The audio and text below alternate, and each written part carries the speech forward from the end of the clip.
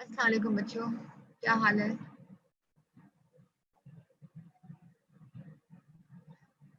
अस्सलाम वालेकुम, क्या हाल है बच्चों? जवाब नहीं आ रहा कोई।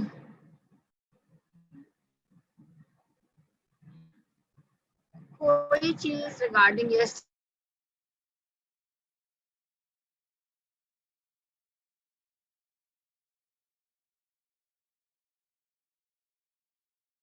Any question regarding yesterday's?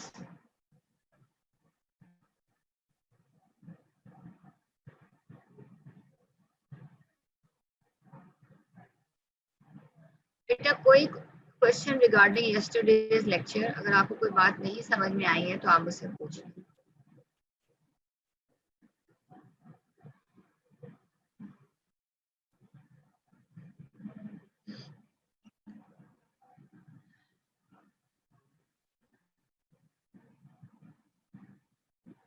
Any question?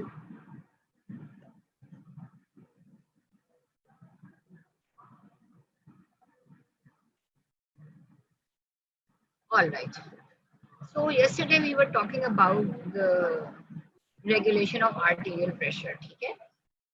तो एक एनालॉजी है जो कि मैं आपको रिपीटेडली ये दिखाती रहूंगी when we are discussing arterioles and main arteries and pump, right, which is your heart. तो आपने अपने घर में देखा होगा कि पानी तो सबके घरों में आता है नल पाइप्स में, लेकिन अच्छे good amount of water always needs a pump. So आपने एक प्रेशर पंप लगाया होता है जिससे फोर्स जो है फ्लो ऑफ वाटर की in the main pipe is sufficient enough, because अगर यहाँ पे पानी जो है बहुत स्लोली विद लो फोर्स आ रहा है या लेस अमाउंट आ रहा है तो ऑब्वियसली जो सप्लाई होगी इनटू द रिस्पेक्टिव रूम्स वो भी कम होगी, ठीक है? और अगर यहाँ पे प्रेशर ज्यादा है तो supply of water will be sufficient, ठीक है? सो if we think that these tabs, these are like arterioles, ठीक है? अगर these arterioles they are open, अच्छा maximum resistance to flow of blood जो है वो at the level of arterioles, ठीक है? Because they are narrow in size, ठीक है? They are narrow in size, तो maximum resistance to flow of blood है arterioles में, and resistance to flow of blood in the main arteries, large arteries is less as compared to the arterioles, right? So that is why we are called that arterioles are resistance vessels, right? अच्छा pressure जो है यहाँ पे main arteries में 93 से 100 होता है, ठीक है? मेन आर्टरी प्रेशर, और when it reaches the small arteries pressure fall करके 37 हो जाता है, ठीक है? And this pressure gradient is responsible to of flow of to make the blood flow from the large vessels into the small vessels, ठीक है? ये मैं आपको दिखाती हूँ कि ये तो पंप है जो कि प्रेशर यूज कर रहा है इनटू द लार्ज आर्टरीज। दूसरे यहाँ पे प्रेशर 93 है तो यहाँ पर जो स्मॉल आर्टरीज है प्रेशर वहां पे आके फॉल कर जाता है due to increase in resistance. As a result of that ये आपका प्रेशर ग्रेडियंट की वजह से the blood flows rapidly from the main arterial trunk into the smaller arterioles. अच्छा arterioles के दो फंक्शन है, एक तो arterioles का काम है to supply the cardiac output to the distribute the cardiac output to the tissues, ठीक है?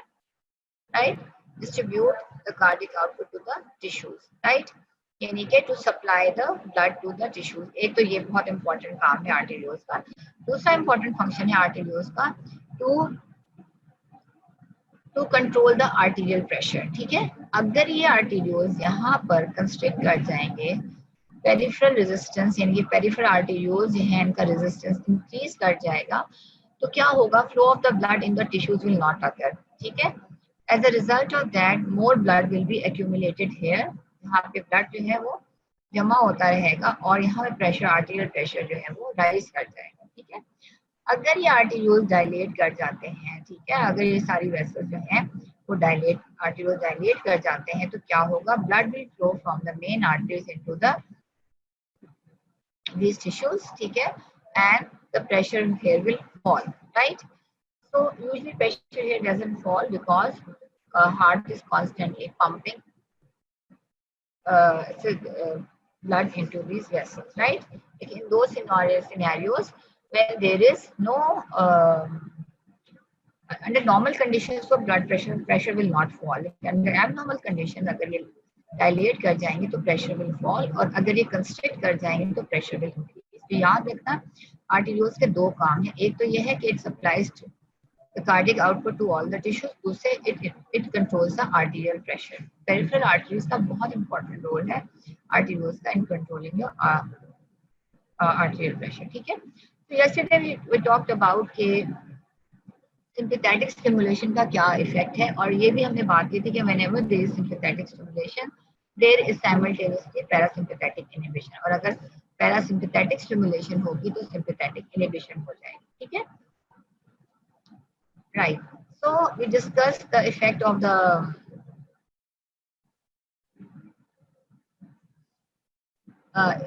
sympathetic stimulation on the arterioles. Arterioles को sympathetic स्टिमुलेशन कंस्ट्रिक्ट कर देती है, ठीक है। तो सिंपैथेटिक कंस्ट्रिक्शन कब होती है, लेट्स से पेशेंट को शॉक में चला गया है, ठीक है, तो क्या होगा कि the moment the patient goes into shock because of loss of blood, तो क्या होगा कि आपका all these are sympathetic stimulation होगी and all these vessels they will constrict, and these will constrict तो further flow of blood into these tissues will become less, ठीक है, and due to increase in peripheral resistance, the arterial pressure will rise. ठीक है, there are two factors on which the arterial pressure depends: cardiac output and peripheral resistance. Peripheral resistance जो है that is created by your arterioles, ठीक है। अच्छा, फिर उसके बाद वेन्स पे इफेक्ट करते हैं कि जब भी whenever there is sympathetic stimulation तो वेन्स जो हैं they get contracted, ठीक है। अब आपको पता है कि 64% of the blood is present in your veins. So when these veins contract, so they will displace a large amount of blood from the peripheral tissues towards the vessels towards the heart. There is increasing volume of the blood in the heart, and there will be increased stretch on the heart. And according to Frank Starling's law, there will be increased force of contraction, and there will be increased cardiac output, ठीक है, and they will cardiac output increase होगा तो arterial pressure will also increase, ठीक है। अच्छा, उसके बाद हम डिस्कस करते हैं effect of sympathetic stimulation on the heart. Heart में जैसे मैंने आपको कल बताया था कि sympathetic stimulation it increases the activity of heart. अब कौन कौन सी एक्टिविटी इंक्रीज करती है, एक तो ऐसे नोट की एक्टिविटी इंक्रीज होगी तो हार्ट रेट इंक्रीज होगा 3 times द नॉर्मल, ठीक है, that is called chronotropic effect, ठीक है, क्रोनोट्रोपिक इफेक्ट। फिर दूसरा इफेक्ट क्या है कि जो ड्रोमोट्रोपिक यानी कि जो कंडक्शन हो रही है from SA node to Purkinje fibres, वो कंडक्शन भी इंक्रीज हो जाएगी, तो this is called dromotropic effect. And तीसरा इफेक्ट क्या है, it increases force of contraction, right, यानी कि वो जो सिग्नल पहुंचे from the Purkinje fibres into the cardiac muscle, वो the cardiac muscles will contract with full force, ठीक है, इतनी फोर्स है कि cardiac output increases 2 times the normal, ठीक है। So all these effects will increase the cardiac output of the heart. So basically sympathetic stimulation का effect है on arterioles to increase the peripheral resistance, on veins to increase the venous return and thus increase the cardiac output, and number 3 it stimulates the heart. So when it stimulates the heart, it will increase the heart rate, it will increase the conduction, and it will increase the force of contraction of the cardiac muscle, ventricular muscle, ठीक है, all right. So उसके बाद हमने discuss करेंगे अब हम बेरोरिसेप्टर reflex, ठीक है। सो रिफ्लेक्स क्या होता है, रिफ्लेक्स हैज 5 कंपोनेंट्स, जैसे मैंने आपको पहले बताया था कि रिफ्लेक्स के 5 कंपोनेंट्स हैं। बेरोरिसेप्टर्स रिफ्लेक्स से मैं पहला कंपोनेंट दिखा दूं, ठीक है, ये आपके रिसेप्टर्स हैं, ये आपके बेरोरिसेप्टर्स हैं। बेरो का मतलब है they are sensitive to changes in pressure, ठीक है, दे आर बेरोरिसेप्टर्स। ये एफरेंट नर्व्स हैं 9th and 10th, ठीक है, ग्लॉसोफ्रेंजियल एंड वेगस नर्व है, ये सेकंड पार्ट है रिफ्लेक्स का। फिर ये सेंटर है, ठीक है, जिसका मेडल्ला, ठीक है, वेसोमोटर सेंटर है और कार्डिक सेंटर है। वहां से सिग्नल जो है फिर वाया इफरेंट नर्व्स, आपके सिग्नल जो है वो डिफरेंट नर्व्स आपकी तो सिंपैथेटिक्स है, दूसरी आपकी वेगस है, ठीक है। तो इफरेंट जो है आपकी सिंपैथेटिक्स है और वेगस नर्व है, ठीक है। सो अब क्या है, वेगस जो है वो एफरेंट भी होती है और इफरेंट भी होती है, सेंसरी भी होती है, मोटर भी होती है, ठीक है। तो अब इफेक्टर ऑर्गन्स क्या है, फार्नल कंपोनेंट एड्रेनल मेडुला, तो सिंपैथेटिक स्टिमुलेट्स कर रहे हैं arterioles and obviously Munni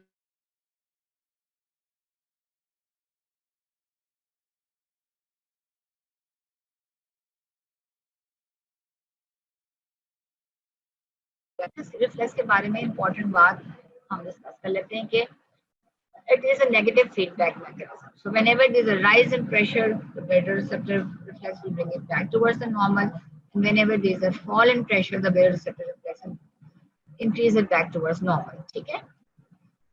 And दूसरी very important thing जो है that is it controls arterial pressure within seconds.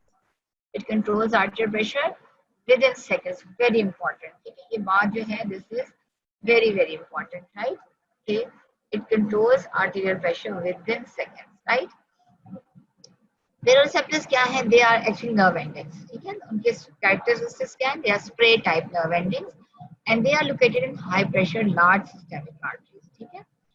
So they are actually baroreceptors जो है, all the receptors जो भी आप पढ़ेंगे, they are actually nerve endings, ठीक है? और उनमें से arise होती है efferent nerve. So they are nerve endings, ठीक है? They are sensitive to changes in pressure, and they are located in higher pressure large systemic arteries. High pressure arteries कौन सी है आपकी बॉडी में? इंटरनल कैरोटिड आर्टरी है और arch of aorta है, ठीक है। ये देखो ये आर्च ऑफ एओर्टा है, ठीक है, यहाँ पे, और ये आपकी इंटरनल कैरोटिड आर्टरी है, जो ब्लू स्पॉट्स हैं ये आपके बेरोसेप्टर्स हैं। और ऑब्वियसली आप यू नो कि इन एरियाज में प्रेशर जो है वो बहुत ज्यादा हाई होता है। तो आर्च ऑफ एओर्टा में है और ये कैरोटिड बॉडी में कैरोटिड साइनस उसमें पड़ी हुई है, ठीक है।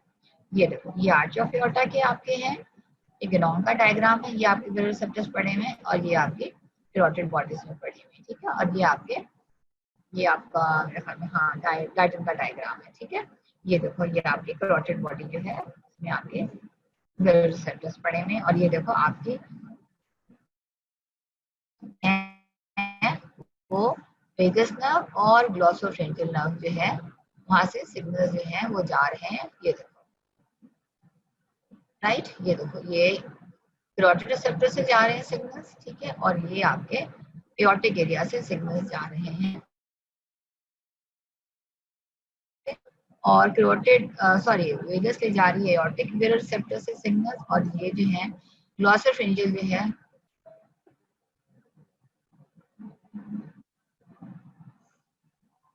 अच्छा, ऑलराइट। सो कैसा मेरी आवाज आ रही है बच्चों को? अच्छा, सो ये जो है आपके ग्लॉसोफ्रेंजियल आपके कैरोटिड बॉडी से लेके जा रही सिग्नल्स जो का वेसोमोटर सेंटर या ट्रैक्टस सॉलिटेरियस में। तो अनम्यूट कर दिया, पूछ लो बच्चों से, आवाज आ रही है आप लोगों को मेरी?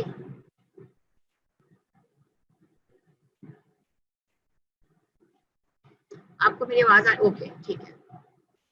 अच्छा जी, सो अब यहाँ आर्टरी प्रेशर राइज होगा तो बेरोसेप्टर्स प्रेशर में चेंज आ रही है, ठीक है। तो whenever there is a change in pressure either rise or fall, what will happen to the baroreceptors, ठीक है। अब हम रिफ्लेक्स पढ़ेंगे कि क्या हो रहा है। तो अब बेशक आप इसकी तस्वीर उतार लो, ठीक है, कि आपको ये सवाल बहुत आता है कि राइज होगा आर्टरी प्रेशर तो क्या होगा, फॉल इन आर्टरी प्रेशर तो क्या होगा।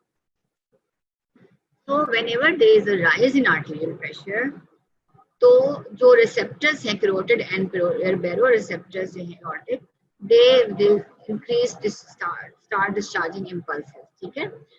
एज अ रिजल्ट ऑफ क्या होगा दैट के जो एफरेंट वेगस एंड ग्लॉसोफ्रेंजियल नर्व्स है वहां से भी इंक्रीज रेट ऑफ फायरिंग, ठीक है।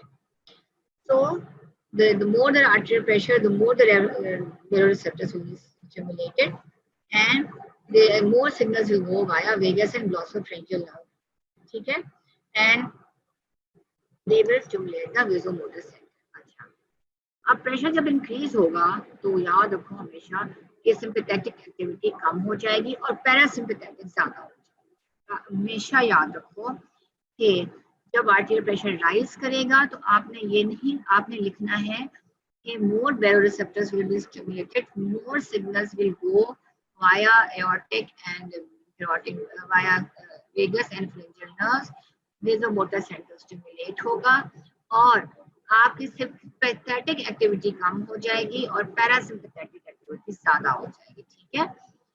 अब इससे क्या होगा, हार्ट पे क्या इफेक्ट है, आर्टेरियोल्स पे क्या इफेक्ट है और वेन्स पे क्या इफेक्ट है। पैरासिम्पैथेटिक एक्टिविटी ज्यादा हो गई है और सिंपैथेटिक कम हो गई, ठीक है। सिंपैथेटिक कम हो गई तो इसका मतलब है कि आपका फोर्स ऑफ कंट्रैक्शन भी कम हो गई है, हार्ट रेट भी कम हो गया है और कंडक्शन भी कम हो गई है। और पैरासिम्पैथेटिक ज्यादा हो जाएगी तो आपको याद है कि हार्ट रेट जो है वो कम हो जाती है, ठीक है। All this they will lead to decrease in cardiac output, ठीक है। And you know arterial pressure is a multiple of cardiac output and arterial pressure is a multiple of cardiac output and peripheral resistance, ठीक है। Cardiac output और peripheral resistance दो चीजों पे arterial pressure आपका depend करता है। तो जब सिंपैथेटिक एक्टिविटी कम हो जाएगी, पैरासिम्पैथेटिक ज्यादा हो जाएगी तो heart rate, stroke volume, force of contraction कम हो जाएगा। As a result of that cardiac output will decrease, right.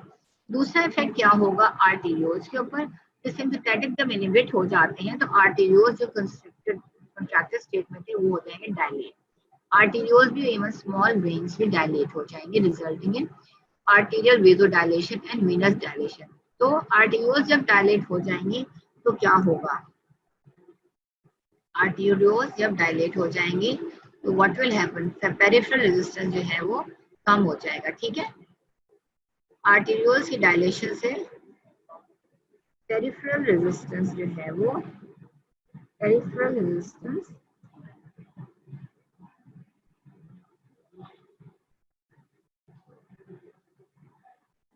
Will decrease, ठीक है।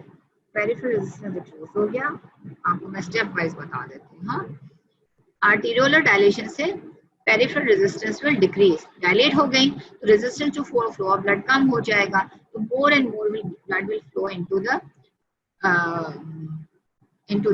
टिश्यूज। सो पीछे मेन आर्टरीज में प्रेशर जो है वो फॉल हो जाएगा because of decrease in peripheral resistance due to arteriolar vasodilation, ठीक है। तीसरी चीज क्या होगी, आपकी जो वेन्स है वो डायलेट हो जाएंगी। वेन्स डायलेट हो जाएंगी तो क्या होगा, less blood will return to the heart, less blood will return to the heart, हम लिखेंगे venous return will decrease and so cardiac output will also decrease, ठीक है।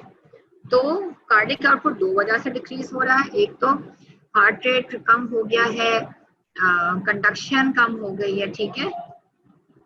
heart rate decrease in heart rate, decrease in conduction, ठीक है, and force of contraction। तो इस वजह से भी हार्ट रेट कम हो रहा है। दूसरे वीनस डायलेशन हो रही है तो venous return will decrease and cardiac output will decrease. ये और ये मिलकर कर रहे हैं आपके कार्डियक आउटपुट को कम, और ये जो आपकी आर्टेरियल डायलेशन है वो पेरिफेरल रेजिस्टेंस को डिक्रीज कर रही है। As a result of that arterial pressure fall कर जाएगा, ठीक है। Thus, decrease in cardiac output and peripheral resistance, arterial pressure will decrease towards normal। अब arterial pressure आपका increase हुआ था, ठीक है। arterial pressure बॉडी का किसी वजह से भी increase हो गया है तो increase discharge होगा from the receptors, increase discharge होगा from the nerves, stimulate होगा, sympathetic stimulate होंगी और parasympathetic जो है वो सिंपैथेटिक इनहिबिट हो जाएंगी एंड पैरासिम्पैथेटिक स्टिमुलेट हो जाएंगी। हार्ट पे इफेक्ट है, आर्टेरियोल्स के ऊपर इफेक्ट है, आर्टेरियोल्स की जो वेसोडाइलेशन हो जाएगी, flow of blood to the tissues will increase, तो पीछे प्रेशर जो है मेन आर्टरीज में फॉल कर जाएगा। Due to decrease in peripheral resistance, ठीक है। वेन्स डायलेट हो जाएंगी, वेनस रिटर्न कम हो जाएगा तो कार्डिक आउटपुट कम हो जाएगा। और आपका कार्डिक आउटपुट पेरिफेरल रेजिस्टेंस, जिन पे दोनों फैक्टर्स पे आपका डिपेंड करता है आर्टरी प्रेशर, वो दोनों they will decrease resulting in bringing back the arterial pressure towards normal, ठीक है। ये तो हो गया जी आपका। इसकी तस्वीर प्लीज उतार दो अब, नई तस्वीर with more corrections and improvement आप इसके पीछे ले लो बेटा, ठीक है। आपने बस एग्जैक्टली वर्ड बाय वर्ड यही लिखना है कि अगर आर्टरियल प्रेशर राइज हो रहा है तो क्या हो रहा है, ठीक है। आप लोग जब आंसर लिखते हो तो आप बहुत गड़बड़ करते हो, rise and fall in pressure को आप सब मिक्सअप कर जाते हो, एक अजीब सी कहानी बना देते हो, फिर आप कहते हो कि जी मैडम हमने तो ये लिखा था, हालांकि जो कुछ लिखा होता है उसका मतलब कुछ और निकल रहा होता है। इसीलिए मैं आपसे कह रही हूँ कि आप लोग इनकी तस्वीर उतार लो। अच्छा, बंदे को कोई शॉक हुआ, हेमरेज हुआ, उसका आर्टरियल प्रेशर फॉल कर गया, अब क्या होगा? Whenever there is fall in arterial pressure, जब आर्टरियल प्रेशर फॉल करेगा तो जो डिस्चार्ज है from the carotid and aortic baroreceptors वो डिक्रीज हो जाएगा, ठीक है, बिकॉज प्रेशर कम है वहां पे। तो rate of firing from the afferent vagus and glossopharyngeal nerve will be less, vasomotor centre जो है वो इनहिबिट हो जाएगा। As a result of that sympathetic activity increase हो जाएगी और पैरासिम्पैथेटिक जो है वो डिक्रीज हो जाएगी। हमेशा याद रखो कि जब भी वेलोरिसेप्टर जो है whenever there is fall in arterial pressure तो there is increase in sympathetic activity, there is increase in, याद रखो, एक्सरसाइज में, fall in arterial pressure में, स्ट्रेस में, अलार्म रिएक्शंस में, फ्लाइट रिएक्शंस में, तमाम में सिंपैथेटिक एक्टिविटी ज्यादा हो जाएगी, ठीक है। और दूसरे जो नर्वस सिस्टम का रोल है इन कंट्रोलिंग आर्टरियल प्रेशर वो क्या है?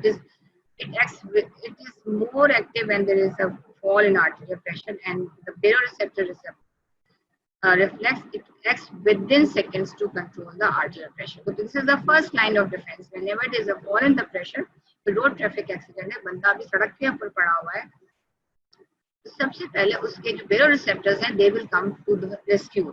So they are called the first line of defense because it acts within seconds. यानी कि इससे पहले कि आप पेशेंट को उठा के अस्पताल तक पहुंचाएं और आप फिर उसमें आर्टिफिशियल इन्फ्यूज करें ब्लड, उससे पहले उसके बॉडी के अंदर बहुत सारे मैकेनिज्म जो हैं जो स्टार्ट हो जाते हैं to prevent the fall in the arterial pressure. और उनमें से सबसे इम्पोर्टेंट और सबसे पहला जो है वो baroreceptor reflex है because it acts with in second, right. So जब there's fall in arterial pressure तो sympathetic activity will increase and parasympathetic will decrease. Heart पे क्या इफेक्ट है? हार्ट रेट इंक्रीज हो जाएगा एंड आई थिंक यहाँ मुझे लिखना चाहिए कंडक्शन इंक्रीज हो जाएगी, ठीक है, इंक्रीज इन कंडक्शन, ठीक है, एंड तीसरी चीज है increase in force of contraction, ठीक है। हार्ट पे तीनों इफेक्ट आपने बताने, सिर्फ ये नहीं लिखना कि जी कार्डिक आउटपुट इंक्रीज हो जाएगा, you have to write all these three effects, ठीक है। दूसरा इफेक्ट क्या है? आर्टीरियोल जो है वो कंस्ट्रिक्ट हो जाएंगे। सिंपैथेटिक स्टिमुलेशन से क्या हो रहा है? आर्टीरियोल जो है वो कंस्ट्रिक्ट कर जाएंगे। When the arterioles will constrict, flow of blood towards the blood tissues will decrease, ठीक है, and this will result in increase in arteriolar vasoconstriction, increase in peripheral resistance, ठीक है, और one of the factors which control the arterial pressure is peripheral resistance। तो arterioles जो है वो increase कर रहे हैं peripheral resistance को, ठीक है। जब peripheral resistance इंक्रीज होगा तो arterial pressure will rise, ठीक है। दूसरे क्या हो रहा है? venous contraction हो रही है, venous contraction से क्या होगा? इंक्रीज इन venous return, ठीक है, increase in venous return and increase in cardiac output. फिर वही बात हम करते हैं कि दो चीजें जो है वो कार्डिक आउटपुट को इंक्रीज कर रही हैं, एक तो हार्ट के ऊपर इफेक्ट इंक्रीजिंग कार्डिक आउटपुट और दूसरे वेन्स पे जो इफेक्ट है कंट्रैक्शन है that is increasing the cardiac output, ठीक है। और पेरिफेरल रेजिस्टेंस जो है वो आर्टेरियोल जो है वो कंस्ट्रिक्ट हो रही है तो पेरिफेरल रेजिस्टेंस को इंक्रीज कर रहा है, ठीक है, and the arterial pressure will go back towards normal, ठीक है, राइट।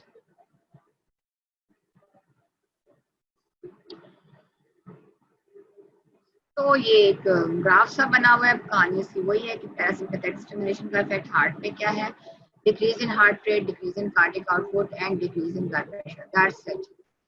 पैरासिम्पैथेटिक्स का बस इतना ही इफेक्ट है, बिकॉज पैरासिम्पैथेटिक ब्लड वेसल्स को तो सप्लाई नहीं कर रहे हैं। तो basically it has effect on heart and it decreases the heart rate when it is stimulated. Decrease in heart rate से कार्डियक आउटपुट भी कम हो जाएगा, ब्लड प्रेशर फॉल कर जाएगा। सिंपैथेटिक का स्टिमुलेशन देख लो, सिंपैथेटिक का इफेक्ट है हार्ट के ऊपर भी, सिंपैथेटिक का इफेक्ट है आर्टेरियोल्स के ऊपर भी, और सिंपैथेटिक का इफेक्ट है वेन्स के ऊपर भी। हार्ट के ऊपर इफेक्ट है तो क्या है, हार्ट रेट इंक्रीज हो रही है, कॉन्ट्रैक्टाइल स्ट्रेंथ इंक्रीज हो रही है, as a result of contractile strength increase होने की वजह से स्ट्रोक वॉल्यूम इंक्रीज हो रहा है और कार्डियक आउटपुट इंक्रीज हो रहा है, which is increasing the blood pressure.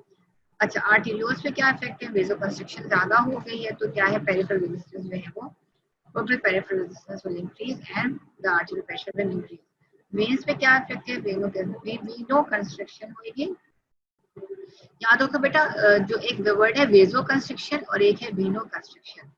तो जब हम बात करते हैं वेजो कंस्ट्रिक्शन का, इसका मतलब है हम आर्टेरियोल्स कंस्ट्रिक्शन की बात करें, और जब हम वेन्स की बात करते हैं तो हम कहते हैं वेनो कंस्ट्रिक्शन। ठीक है, ज्यादातर बुक्स में यूजली वेजो कंस्ट्रिक्शन लिखा होता है, फिर लेकिन आप फिर कंफ्यूज हो जाओगे। ठीक है, तो वेजो कंस्ट्रिक्शन अगर हम दोनों जगह कह रहे हैं तो हम हमारी वेन्स भी कंस्ट्रिक्ट कर रही हैं और हमारी आर्टेरियोल्स भी।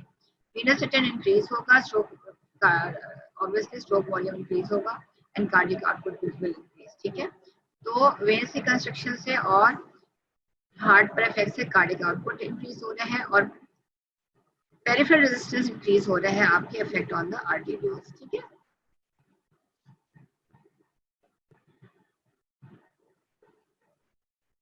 फिर अच्छा अभी जो सिंपैथेटिक पैरासिम्पैथेटिक से इफेक्ट्स दिखाए हैं। So when blood pressure becomes elevated above normal तो क्या होगा, कार्डियक प्रोटेस साइनस और एओर्टिक रिसेप्टर से इंक्रीज सिग्नल जाएंगे, increase rate of firing of afferent nerves and cardiovascular centre पे क्या इफेक्ट होगा, सिंपैथेटिक एक्टिविटी डिक्रीज हो जाएगी। ठीक है, decrease sympathetic cardiac activity, decrease sympathetic vasoconstrictor activity and और पैरासिम्पैथेटिक एक्टिविटी जो है वो इंक्रीज हो जाएगी। तो as a result of that heart rate कम हो जाएगी, स्ट्रोक वॉल्यूम कम हो जाएगा। ठीक है, और वेन्स जो है वो डायलेट कर जाएंगे, कार्डियक आउटपुट कम हो जाएगा, पेरिफेरल रेजिस्टेंस कम हो जाएगा and blood pressure will come back towards normal. Whenever there is a fall in arterial pressure, बेटा ये आपने रट लेना है वेरोसेप्टर रिफ्लेक्स, क्योंकि आगे जितनी भी सारी कहानी चल रही है ना वो पूरी सर्कुलेशन ही यही है, सिंपैथेटिक स्टिमुलेशन है और पैरासिम्पैथेटिक इनहिबिशन है। आप बहुत क्लियरली आपको पता होना चाहिए कि हार्ट पे क्या इफेक्ट है, आर्टेरियोल्स पे क्या इफेक्ट है और वेन्स पे क्या इफेक्ट है। ठीक है, अब ब्लड प्रेशर में there is a fall in blood pressure तो प्लॉटेड साइनस वगैरह से सिग्नल्स कम जाएंगे, रेट ऑफ फायरिंग कम हो जाएगी और हार्ट कार्डियोवास्कुलर सेंटर पे क्या इफेक्ट होगा, ये सिंपैथेटिक एक्टिविटी इंक्रीज हो जाएगी। ठीक है, हार्ट के ऊपर भी सिंपैथेटिक एक्टिविटी इंक्रीज हो जाएगी, ब्लड वेसल्स पे भी सिंपैथेटिक एक्टिविटी इंक्रीज हो जाएगी और पैरासिम्पैथेटिक डिप्रेस हो जाएगी and as a result of that क्या होगा, हार्ट रेट इंक्रीज हो जाएगी, स्ट्रोक वॉल्यूम इंक्रीज हो जाएगा और आर्टरीज आर्टेरियोल्स और वेन्स जो है कंस्ट्रिक्ट कर जाएंगे। आर्टेरियोल्स की कंस्ट्रक्शन करने से पेरिफेरल रेजिस्टेंस इंक्रीज हो जाएगा, वेन्स की कंस्ट्रक्शन से आपका कार्डियक आउटपुट जो है वो इंक्रीज हो जाएगा, increase in cardiac output in veins and increase in peripheral resistance due to construction of arterioles and the blood pressure will rise. ठीक है, अच्छा अच्छा एक चीज जो आपको आगे जो है, अब मैं तो आपको पूरा सर्कुलेशन अनलकीली नहीं पढ़ा सकूंगी, वैसे तो मैं एक स्ट्रेच में आपको पढ़ाती हूँ ताकि एक चीज दूसरी चीज से कनेक्टेड रहे, लेकिन because of the corona thing मैं आपके हफ्ते में 2 या 3 लेक्चर्स लूंगी। ठीक है, बाकी डॉक्टर जावेद किया करेंगे। लेकिन एक चीज जो है ना आप लोग याद रखो कि ये जब हम वेस्कुलर आर्टेरियोल्स की जब हम बात करते हैं ना तो आर्टेरियोल्स डिफरेंट जगहों पर डिफरेंटली बिहेव करते हैं। ठीक है, बेसिकली आर्टेरियोल्स का फंक्शन है to supply blood to the tissues और दूसरा उसका फंक्शन है to supply to control arterial pressure. लेकिन आप ये देखो कि ये डिफरेंट टिश्यूज है, heart, coronary, cerebral brain, skeletal muscle, cutaneous, intestinal and renal and pulmonary। हर जगह जो है जो आर्टेरियोल्स का रोल जो है वो डिफरेंट है, ठीक है। अब आपको पता है कि आर्टेरियोल्स जो हैं वो बहुत सारी चीजों से उनके जो मसल इफेक्ट होता है। तो आर्टेरियोल्स के अंदर जो स्मूथ मसल पड़ा हुआ है उसमें आपने ये भी पढ़ा है कि मायोजेनिक है, कंट्रैक्शन होती है, यानी कि अगर there is a rise in pressure तो क्या होगा कि वो आर्टेरियोल्स का मसल स्ट्रेच करेंगे, कैल्शियम अंदर जाएगी और फिर आर्टेरियोल्स जो है वो कंट्रैक्ट करेंगे। तो एक इंट्रिंसिक भी मैकेनिज्म है आर्टेरियोल्स का in controlling the flow of blood, जिसे कहते हैं ऑटो रेगुलेशन, ठीक है। एक इंट्रिंसिक मैकेनिज्म है आर्टेरियोल्स का, एक तो वो है, ठीक है। इंट्रिंसिकली अपनी आर्टेरियोल्स खुद भी अपने आप का कंस्ट्रिक्ट और डायलेट कर सकती है, एक बात। दूसरी बात ये है कि आपको ये भी पता है कि जो लोकल फैक्टर्स हैं, मेटाबॉलिक फैक्टर्स हैं, like carbon dioxide, hydrogen ion, calcium ion and lactic acid, ये सारे भी अफेक्ट करते हैं diameter of the blood vessels को, ठीक है, ऑफ द आर्टेरियोल्स, राइट। ये भी अफेक्ट करते हैं। नंबर 3 क्या, हार्मोन्स भी अफेक्ट करते हैं आर्टेरियोल्स के कंस्ट्रिक्शन और डायलेशन को, ठीक है। नंबर 4 क्या है, सिंपैथेटिक्स भी अफेक्ट करते हैं आपकी आर्टेरियोल्स की कंस्ट्रक्शन और डायलेशन को, ठीक है। तो 4 चीजें हैं। नंबर 1 उनका अपना इंट्रिंसिक मैकेनिज्म ऑटो रेगुलेशन, ठीक है। नंबर 2 जो है वो मेटाबॉलिक है। मेटाबॉलिक में क्या है कि जो लोकल फैक्टर्स हैं वो इंक्रीज कर रहे हैं या डिक्रीज कर रहे हैं। नंबर 3 सिंपैथेटिक है। ये ग्राफ आपको अच्छी तरह से अगर समझ में आ जाए ना तो फिर आपको कंफ्यूजन नहीं होगी कि ठीक हो क्या रहा है ना। कभी मैडम कहती हैं कंस्ट्रिक्ट कर रहा है और कभी मैडम कहती है कि डायलेट कर रहा है। तो हम सबसे पहले देख लेते हैं कि कोरोनरी वेसल्स जो कि हार्ट को सप्लाई कर रहे हैं टिश्यू को, उनका कंट्रोल। देखो सिंपैथेटिक का जो इफेक्ट है ना कोरोनरी पे बहुत नेग्लिजिबल है, ठीक है। इस प्लस को भी हम कहेंगे जी नेग्लिजिबल, राइट। यानी कि जब भी सिंपैथेटिक स्टिमुलेशन होगी, लेट्स से बंदा शॉक में गया है तो उसकी कोरोनरीज जो है वो पर इतना ज्यादा इफेक्ट नहीं होगा, वो कंस्ट्रिक्ट नहीं करेंगे। और इसी तरह से ब्लड सेरेब्रल ब्लड वेसल्स भी नेग्लिजिबल। यहाँ तो सिर्फ छोटे छोटे प्लस दे दिए, एक्चुअली कुछ बुक्स तो कहते हैं यहाँ पे सिंपैथेटिक इफेक्ट ही नहीं है, बिकॉज जब बंदा शॉक में जाता है और उसकी जब सिंपैथेटिक स्टिमुलेशन होती है तो अगर आपकी वाइटल ऑर्गन्स यानी कि कोरोनरी और सेरेब्रल भी कंस्ट्रक्ट कर जाएंगे तो ऑब्वियसली फिर क्या होगा, heart will stop working and so will the brain. तो जब भी याद रखो सिंपैथेटिक स्टिमुलेशन होती है there is no effect on the heart और on the cerebral blood vessels, याद रखो, ठीक है। नेग्लिजिबल, नेग्लिजिबल ना होने के बराबर वहां पे वेजो कंस्ट्रिक्शन होगी, ठीक है। और क्या कह दो कि होती नहीं है। तो सिंपैथेटिक का इफेक्ट कोरोनरी और सेरेब्रल पे बिल्कुल भी नहीं है। और अच्छा, और अब ब्लड फ्लो कंट्रोल कैसे हो रहा है in the coronary and the cerebral, by metabolic control और ऑटो रेगुलेशन। यानी कि जितना ब्रेन काम कर रहा है और हार्ट काम कर रहा है उतने ही वेजोडाइलेटर्स रिलीज हो रहे हैं और उतना ही टिश्यू में ब्लड फ्लो ज्यादा हो रहा है, राइट। और तीसरा ज्यादा इफेक्ट क्या है, ऑटो रेगुलेशन।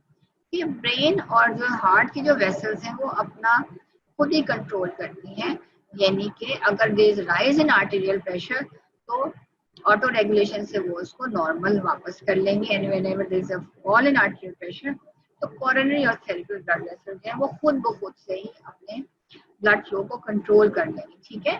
तो कोरोनरी और सेरेब्रल में control of blood flow is mainly through metabolics और थ्रू ऑटो रेगुलेशन, राइट। उसके बाद हम आ जाते हैं स्केलेटल मसल्स पे। स्केलेटल मसल पे सिंपैथेटिक कंट्रोल है, ठीक है, और मेटाबॉलिक भी बहुत ज्यादा है और ऑटो रेगुलेशन रिलेटिवली कम है। अब आप देखो जब बंदा एक्सरसाइज करता है तो क्या होता है, सिंपैथेटिक स्टिमुलेशन होती है तो पेरिफेरल रेजिस्टेंस इंक्रीज होगा, आर्टेरियल प्रेशर बढ़ेगा और flow of blood to the tissue skeletal muscle will increase. अच्छा, लेकिन सबसे ज्यादा इफेक्टिव जो कुछ काम हो रहा है ना स्केलेटल मसल में, जो flow of blood to the tissues है that is controlled by metabolic factors, ठीक है। स्केलेटल मसल्स में मेनली जो फ्लो ऑफ द ब्लड है वो that is controlled by your metabolic factors, like जैसी स्टिमुलेशन एक्सरसाइज शुरू करोगे तो ये मेटाबॉलिक फैक्टर्स जो हैं वो रिलीज होंगे और वो स्केलेटल मसल्स को डायलेट करेंगे। अच्छा, अब आप ये कहोगे कि जी आपको तो स्केलेटल मसल्स को ब्लड चाहिए, तो आप तो उसको कंस्ट्रिक्ट करा रहे हैं सिंपैथेटिक कंट्रोल से, सिंपैथेटिक स्टिमुलेशन हो रही है तो ब्लड वेसल्स को कंस्ट्रिक्ट होना चाहिए। देखो, दो तरह के ब्लड वेसल्स हैं स्केलेटल मसल में, एक अल्फा 1 एड्रिनर्जिक है और एक बीटा 2 एड्रिनर्जिक है। जब स्केलेटल मसल की ब्लड वेसल्स जो स्टिमुलेट होंगे तो अल्फा 1 जो स्टिमुलेट होंगे तो वेजो कंस्ट्रिक्शन होगी, और जब बीटा 2 एड्रिनर्जिक स्टिमुलेट होंगे स्केलेटल मसल के तो वहाँ पे वेजो डायलेशन होगी। जो स्केलेटल मसल्स काम नहीं कर रहे वहां पे हो जाएगी अल्फा 1 एड्रिनर्जिक की स्टिमुलेशन, और जो मसल्स काम कर रहे हैं वहां पे होगी बीटा 2 एड्रिनर्जिक की, ताकि वेजो डायलेशन। लेकिन मेन कंट्रोल स्केलेटल मसल में मेटाबॉलिक है, यानी कि जितने मेटाबॉलाइट्स बनेंगे वो उतनी ज्यादा वेजो डायलेशन करेंगे और उतना ही ज्यादा फ्लो ऑफ ब्लड होगा इनटू द स्केलेटल मसल। ठीक है, ये याद रखना कि स्केलेटल मसल में बहुत इंपॉर्टेंट रोल है मेटाबॉलिक का। अब हम आ जाते हैं कुटेनियस और इंटेस्टिनल में। ठीक है, कुटेनियस और इंटेस्टिनल में यानी कि स्किन एंड स्प्लैंक्निक एरियाज में सिंपैथेटिक स्टिमुलेशन से इंटेंस वेजो कंस्ट्रिक्शन करती है, सिंपैथेटिक स्टिमुलेशन से इंटेंस वेजो कंस्ट्रिक्शन होती है। ठीक है, और as a result of that intense sympathetic stimulation से क्या होगा कि आपका ये कुटेनियस वेसल्स और इंटेस्टिनल जितनी भी वेसल्स हैं आर्टेरियोल्स, जब वो कंस्ट्रिक्ट करेंगी तो पेरिफेरल रेजिस्टेंस इंक्रीज होगा। ठीक है, ये जो कुटेनियस इंटेस्टिनल है इनके ऊपर मैक्सिमम इफेक्ट है सिंपैथेटिक का और सिंपैथेटिक का, कुटेनियस पे और इंटेस्टिनल पे। मेटाबॉलिक कुटेनियस पे कोई ज्यादा इफेक्ट नहीं है, थोड़ा बहुत यस इंटेस्टिनल पे है। ऑटो रेगुलेशन भी इतनी वो नहीं है। ठीक है, यस इंटेस्टाइन्स की है लेकिन कुटेनियस में ऑटो रेगुलेशन का इतना रोल नहीं है। तो सबसे ज्यादा इंपॉर्टेंट अब यहाँ पे जहाँ पे 3+ है वहां पे क्या है कि जब भी याद रखो कि अगर से पेशेंट एक शॉक में गया है तो क्या होगा कि कुटेनियस और इंटेस्टाइन्स की जो ब्लड वेसल्स है वहां पे इंटेंस वेजो कंस्ट्रिक्शन होगी। इनकी वेजो कंस्ट्रिक्शन से आपका पेरिफेरल रेजिस्टेंस इंक्रीज होगा और आर्टरी प्रेशर राइज होगा। ब्रेन और हार्ट की वेसल्स कंस्ट्रिक्ट नहीं करेंगी। ठीक है, रीनल का भी जो है ज्यादा इफेक्ट जो है सिंपैथेटिक का इतना इफेक्ट नहीं है जितना ऑटो रेगुलेशन। रीनल की ब्लड वेसल भी ऑटो रेगुलेटरी मेथड से अपने ब्लड फ्लो को कंट्रोल करेंगी। ठीक है, ये जो control blood flow control mechanism दिखाए हुए तो याद रखो कोरोनरी और सेरेब्रल में मेटाबॉलिक और ऑटो रेगुलेशन फैक्टर्स हैं, ये कंट्रोल करते हैं फ्लो ऑफ ब्लड को। स्केलेटल मसल में मेनली रोल है मेटाबॉलिक का। कुटेनियस और इंटेस्टिनल में ये मेन रोल है आपके सिंपैथेटिक का, यानी कि यहाँ की ब्लड वेसल में ना आर्टेरियोल्स ये कंस्ट्रिक्ट कर जाती हैं। तो उनके कंस्ट्रिक्ट करने से क्या फायदा होता है कि एक तो पेरिफेरल रेजिस्टेंस इंक्रीज होता है। ठीक है, दूसरे तो वेन्स भी कंट्रैक्ट करती हैं, तो फिर क्योंकि इंटेस्टाइन्स में आपको पता है कि इतने सारे रेजर्वॉयर्स पड़े हुए हैं जहाँ पूल्स ऑफ रेजर्वॉयर्स, जब वहाँ के वेन्स कंट्रैक्ट करती हैं शॉक की स्टेट में तो इंक्रीज वेनस रिटर्न होता है और increase blood goes to the heart. ठीक है, ये बहुत इंपॉर्टेंट है, ये बेसिक्स है आपकी। जब आप शॉक पढ़ोगे तो आपको ये सबसे पता होना चाहिए कि कहाँ पे क्या हो रहा है। सारी आर्टरीज नहीं कंस्ट्रिक्ट नहीं कर जाएंगे, ब्रेन की और हार्ट की नहीं कंस्ट्रिक्ट करेंगे, ओनली स्किन एंड स्प्लैंकिंग एरिया से सबसे ज्यादा कंस्ट्रिक्ट करेंगे। ठीक है, अच्छा बेरोसेप्टर रिफ्लेक्स का फायदा क्या है? सो whenever there is a fall in arterial pressure, though baroreceptor responds within seconds to bring the arterial pressure back towards the normal. ठीक है, within seconds सबसे important बात है। दूसरे, it is the primary purpose of the arterial baroreceptor system क्या है? To reduce the minute by minute variation in arterial pressure to about 1/3 that which could occur if the baroreceptor system was not present. इसका मतलब सारा ये है कि जैसे मैं आपसे बात कर रही हूँ, ठीक है, तो मेरा आर्टेरियल प्रेशर में फ्लक्चुएशंस आ रही, मैं I am walking, I am talking, I am doing some work, I am standing, I am sitting, तो मिनट टू मिनट जो चेंजेस हैं मेरे आर्टेरियल प्रेशर में, इवन वो ये कहते हैं कि इवन सिस्टली के बाद जैसे राइजिंग प्रेशर होता है और डायस्टली में जो फॉल इन प्रेशर होता है, ये सब कंट्रोल है, that is control by your baroreceptor reflex. ठीक है, तो इम्पोर्टेंस क्या है, एक तो रिस्पॉन्स विद इन सेकेंड्स और दूसरे मिनट टू मिनट जो चेंजेस हो रही हैं आपकी बॉडी में आर्टीरियल प्रेशर की, वो baroreceptor is bringing that pressure towards normal, ठीक है। इसीलिए हम बेरोसेप्टर कंट्रोल सिस्टम को हम बफर प्रेशर बफर भी कहते हैं। बफर का क्या मतलब है कि अगर कोई चीज ज्यादा हो रही है तो वो उसको कम कर रहा है, और कोई चीज कम कर रही है तो उसको ज्यादा कर रहा है, ठीक है।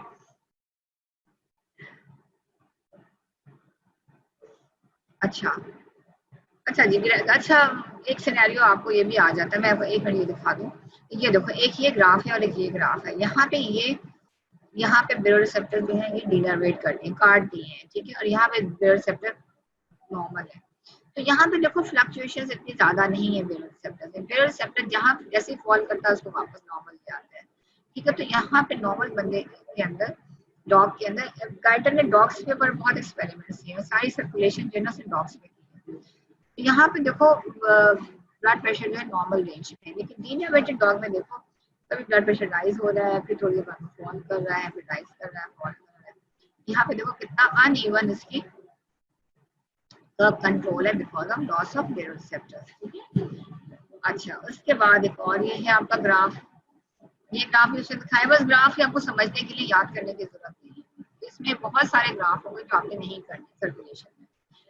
ये देखो, ये शो कर रहा है ग्राफ कि आपका आर्टेरियल प्रेशर अगर बेरोसेप्टर्स काम कर रहे हैं तो देखो वेरिएशन बस थोड़ी सी है, इतनी रेंज में वेरिएशन आती है, ठीक है। लेकिन जहाँ पे बेरोसेप्टर्स नहीं काम करे तो आप देखो कि वेरिएशन जो है वो कितनी ज्यादा है, ब्लड प्रेशर कितना ज्यादा हाई हो सकता है या ब्लड प्रेशर कितना लो हो सकता है। लेकिन अंडर नॉर्मल कंडीशन जो है वो ब्लड प्रेशर आपका बस इसी रेंज में ऊपर नीचे जाएगा, ठीक है।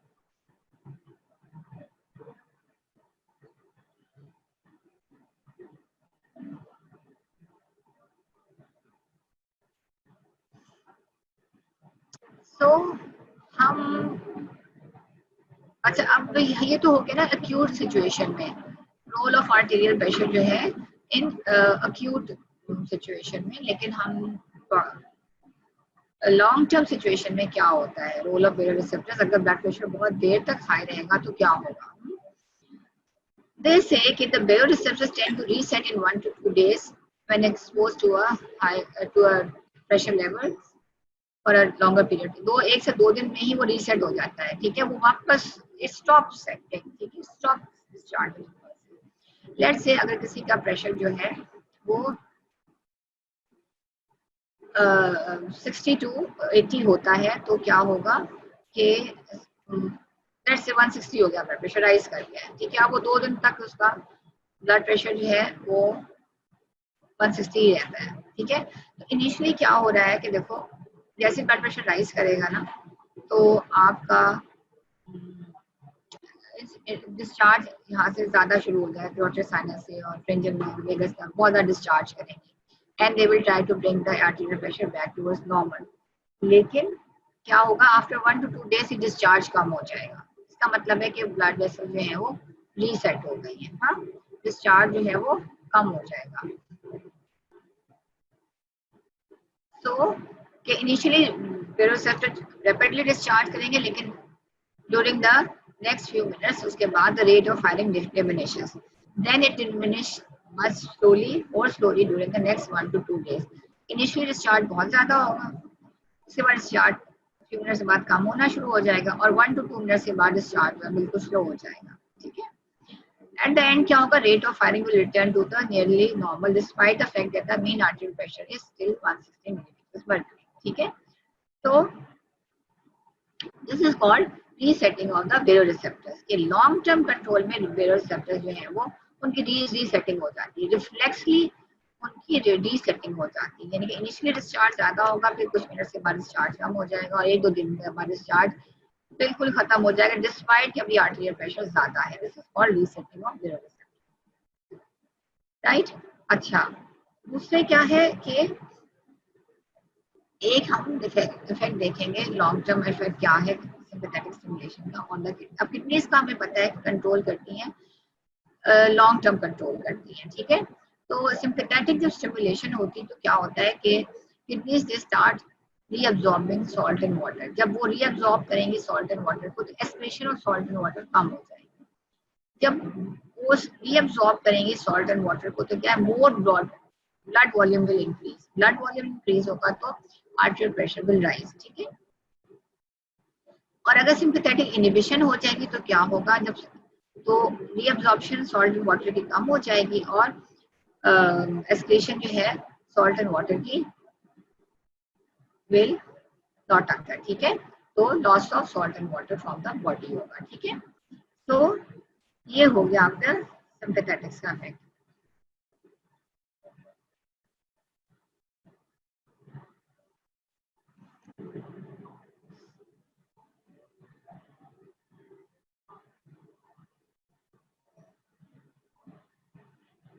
तो अगर prolonged increase in decrease in arterial, जैसे arterial pressure decrease हो गया बंदे का, ठीक है, तो सिंपैथेटिक स्टिमुलेशन हो रही है। सिंपैथेटिक स्टिमुलेशन जो है ना, यूरिनल नर्व की जो सिंपैथेटिक्स है वो भी स्टिमुलेट हो रही है और वो रीअब्सॉर्प्शन को इंक्रीज कर रही है सॉल्ट एंड वाटर की, ताकि ब्लड वॉल्यूम इंक्रीज हो, आर्टेरियल प्रेशर इंक्रीज हो और loss of salt and water कम हो जाता है, ठीक है, and arterial pressure goes back towards normal. तो अच्छा बच्चों, अब ये याद रखो कि आर्टेरियल प्रेशर जो है वो दो तरह से बढ़ रहा है। एक तो नर्व्स कंट्रोल कर रही है, ठीक है, nerves reflexes by stimulating heart, by stimulating arterioles, by stimulating veins, ये nerves हैं। दूसरा जो कंट्रोल है ना, और नर्व्स जो बेसिकली वेसल्स को कंस्ट्रिक्ट कर रही हैं या डायलेट कर रही हैं। क्या कर रही हैं? वेसल्स को कंस्ट्रिक्ट कर रही हैं, डायलेट कर रही हैं। दूसरी चीज क्या है, वो है आपका ब्लड वॉल्यूम, क्योंकि ब्लड वॉल्यूम भी कंट्रोल कर रहा है आपके आर्टेरियल प्रेशर को। अगर ब्लड वॉल्यूम कम होगा तो आर्टेरियल प्रेशर जो है वो फॉल कर जाएगा, अगर ब्लड वॉल्यूम ज्यादा होगा तो आर्टेरियल प्रेशर जो है वो ज्यादा रहेगा, ठीक है। तो बेसिकली रिसेप्टर्स का जब हम कंबाइन करके इफेक्ट पढ़ेंगे ना, किडनी का भी और ये रिफ्लेक्सेस जो है नर्वस कंट्रोल का, फिर आप देखोगे कि दोनों का फर्क, कितना फर्क इफेक्ट है। किडनीज जो है वो रिटेन कर रही हैं सॉल्ट एंड वाटर को ताकि ब्लड वॉल्यूम इंक्रीज हो और ब्लड प्रेशर बढ़ जाए, नॉर्मल से ज्यादा नॉर्मल हो जाए, ठीक है, इन केस ऑफ शॉक। और अगर आर्टेरियल प्रेशर ज्यादा है तो किडनीज जो है वो एक्सेस वाटर की और सॉल्ट की रिअब्सॉर्प्शन नहीं कर रही है, दे लूजिंग सॉल्ट एंड वाटर, तो आर्टेरियल ब्लड वॉल्यूम कम होगा तो arterial pressure will come back towards normal. तो बेसिकली ये दो मैकेनिज्म है जो कि आपके कंट्रोल करें आपके आर्टेरियल प्रेशर। एक तो नर्वस मैकेनिज्म है, नर्वस मैकेनिज्म का मेनली इफेक्ट है हार्ट के ऊपर इफेक्ट है और आपके इसके ऊपर इफेक्ट है ब्लड वेसल्स को, ठीक है। तो वो ब्लड वेसल की कैपेसिटी को या कम कर रही है या इंक्रीज कर रही है, ठीक है, दो या तो ये हो रहा है, ब्लड वेसल को कुछ हो रहा है। और जो लॉन्ग टर्म कंट्रोल में जो किडनी का इफेक्ट है, वो किडनी जो है ना वो ब्लड वॉल्यूम को इंक्रीज या डिक्रीज कर रही है, या तो ये एक्सक्रीशन को सॉल्ट एंड वाटर की कम कर रही है, एक्सक्रीशन को सॉल्ट एंड वाटर की ज्यादा कर रही है, ठीक है। तो वो ब्लड वॉल्यूम को, जिसका मतलब है कि दो चीजें बेसिकली जो है वो इम्पोर्टेंट है, तीन चीजें rather, कि एक तो amount of the blood volume in the present in the blood vessel is also very important in controlling the arterial pressure, and दूसरी चीज ये है कि the state of the vessels, whether they are contracted or whether they are relaxed, तो ये भी control कर रही है आपके आर्टेरियल प्रेशर को। और number 3 state of your heart, कि आपका हार्ट कितना काम कर रहा है, वो कितना ब्लड पंप कर रहा है इनटू द सर्कुलेशन, ठीक है। तो ये याद रखो कि बेसिकली ये तीन चीजें हैं जिनका रोल है इन इंक्रीजिंग और डिक्रीजिंग द आर्टेरियल प्रेशर।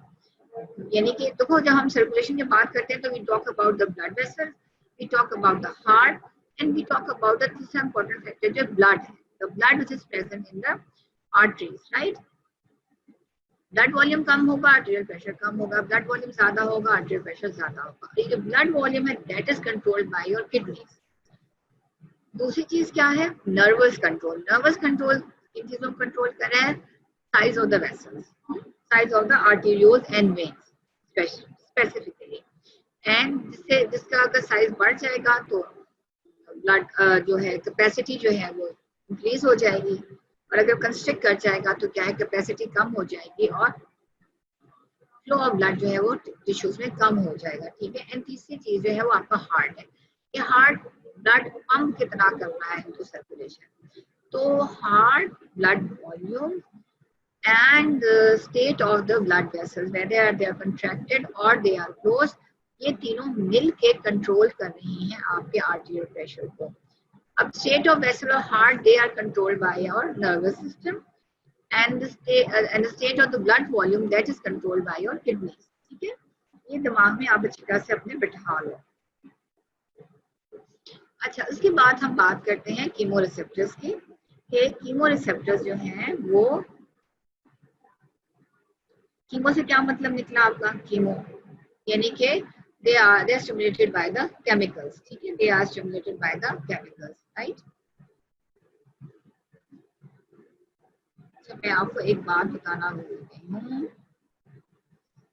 कि जो बहुत इंपॉर्टेंट बात है कैरोटिड बेरोरिसेप्टर्स की, they respond more when the pressures are between 60 to 180 millimeters mercury। ये आपका बहुत important examination point of view से ये बहुत पूछा जाता है कि कैरोटिड बेरोरिसेप्टर्स कब स्टिमुलेट होते हैं, कैरोटिड बेरोरिसेप्टर कौन सी रेंज में स्टिमुलेट होते हैं। That is between 60 to 180 maximum perform करते हैं। अगर there is fall in pressure to 60, maximum response है बेरोरिसेप्टर्स का। If the rise in the pressure is till 180, maximum respond करेंगे। इसके नीचे ये they will not respond। ठीक है, दूसरी इंपॉर्टेंट बात ये है कि baroreceptors respond to more rapidly to changing in pressures than to stationary pressures। ठीक है, baroreceptors they respond more to changing in pressure than, बजाय के एक ब्लड प्रेशर जो है 160 पे फिक्स हो गया है, अगर वो फिक्स है फॉर मेनी डेज तो वो उसको कंट्रोल नहीं कर सकते हैं।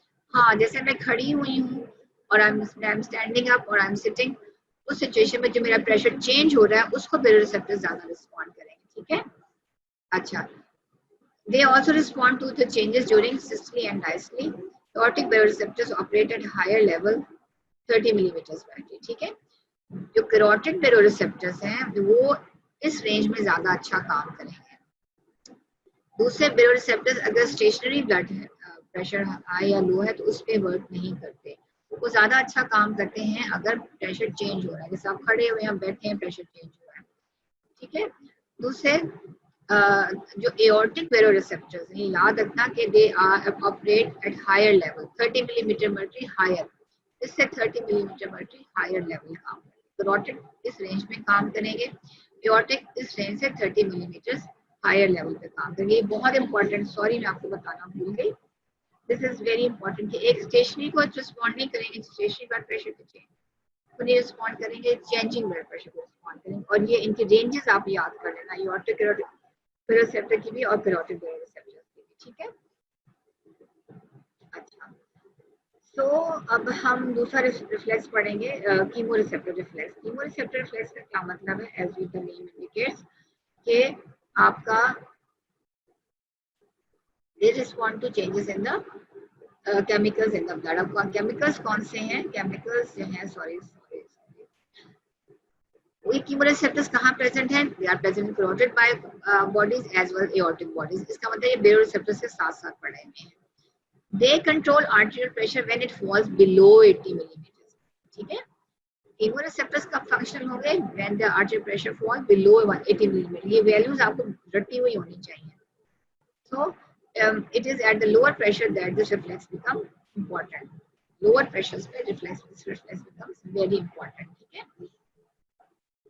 तो कहानी इसकी भी वही है कि when the arterial pressure falls below a critical level, blood flow diminishes in chemoreceptors located in the carotid and aortic body। अब याद रखो कि जहाँ पे भी blood flow स्लो हो जाएगा तो क्या होगा, वहाँ पे मेटाबोलाइट्स जो है वो इकट्ठे होना शुरू हो जाएंगे। एक तो कार्बन ऑक्सीजन वहाँ पे कम हो जाएगी क्योंकि ब्लड फ्लो कम हो गया है, दूसरे वहाँ पे कार्बन डाइऑक्साइड बिल्डअप होना चाहिए, बिल्डअप होना शुरू हो जाएगी। ठीक है, because the blood flow is so slow that they are not removed by the slow flowing blood। As a result of that accumulation of carbon dioxide and the hydrogen ions, the chemoreceptors they get stimulated and then they excite the glossopharyngeal and the vagus nerve, and impulses go to the vasomotor center of the brainstem, and the vasomotor system जो है वो क्या करेगा? sympathetic stimulation करेगा और parasympathetic inhibition कर देगा, thus bringing the pressure towards normal। तो केमोरिसेप्टर्स की बहुत इंपॉर्टेंट काम ये है कि वो लोअर प्रेशर्स पे काम करता है, राइट। और अब वहाँ पे जब कीमोरिसेप्टर में whenever there is a fall in the arterial pressure, तो ब्लड फ्लो कीमोरिसेप्टर्स में कैरोटिड और एरोटिक साइनसेस में कम हो जाएगा। ब्लड फ्लो कम हो जाएगा तो वहाँ पे ऑक्सीजन कम हो जाएगी और आपका जो मेटाबोलाइट्स है वहाँ पे इंक्रीज कर जाएंगे। ये जो मेटाबोलाइट्स हैं वो स्टिमुलेट करेंगे इन कीमोरिसेप्टर्स को, और बाकी सारी कहानी वही होगी जो आपकी उसकी है कि सिग्नल जाएंगे by the pharyngeal and glossopharyngeal and vagus nerve और वेसोमोटर सेंटर स्टिमुलेट होकर सिंपैथेटिक स्टिमुलेट हो जाएंगे और पैरासिम्पैथेटिक इनहिबिट हो जाएंगे, ठीक है। कैरोटिड एंड एओर्टिक कीमोरिसेप्टर्स जो स्टिमुलेट होते हैं due to oxygen lack, carbon dioxide excess and hydrogen ion excess, ठीक है।